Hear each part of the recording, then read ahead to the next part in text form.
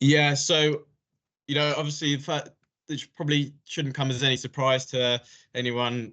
First things first, for a project or a technology, you'll need solid financials and a good value proposition and business model.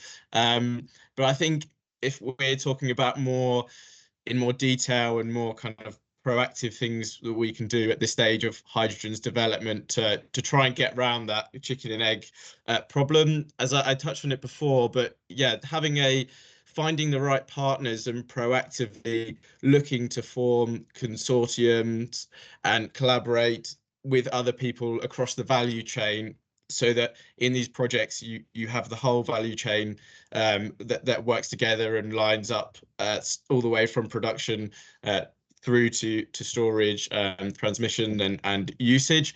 In that way, it eliminates a lot of the uncertainties around the project, especially around offtake and things like that, and storage capacities. And in that way, that helps to de-risk some of the projects. So that's definitely a powerful tool. We're seeing a lot of that with some of the big projects that are being developed. It's quite typical that we see consortia with some big players and combining in that way. So that's one way. The other thing I would say that I think is really important is it's do your homework. But that sounds what I mean by that is, at the minute we're in a tech race really for in hydrogen, but also in storage. There's lots of competing technologies, lots of startups, and a lot of them, hopefully offer a lot of efficiency savings, cost savings, and things like that. But I think it's really important when we're looking to finance projects that or a technology, as the developer of that project or technology, that you really know the economics of your technology or project versus the competition. So I think that's, one of the first things you'll be asked is, how do you compare to the other technologies out there? In the long run, is this going to be the most viable option and things like that?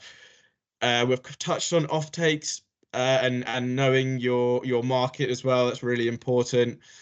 Another quite obvious one is policy support. Really making sure that you know what policy support is out there, and what you need to do to be eligible to receive that, and really maximizing that. And then the final big one that also really needs to be considered is your local stakeholders.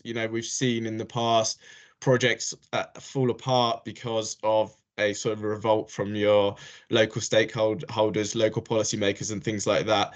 So, I think these are the things that we also need to be doing and thinking about quite early on. I think considering where hydrogen is, these are things that need to be considered right up front and quite early, in order to progress the project along. And I think all of these things feed into the value proposition of the project and the technology, and will help kind of complete and answer all those questions that you'll get asked along the way. And yeah, from there, it's just about meeting the right banker.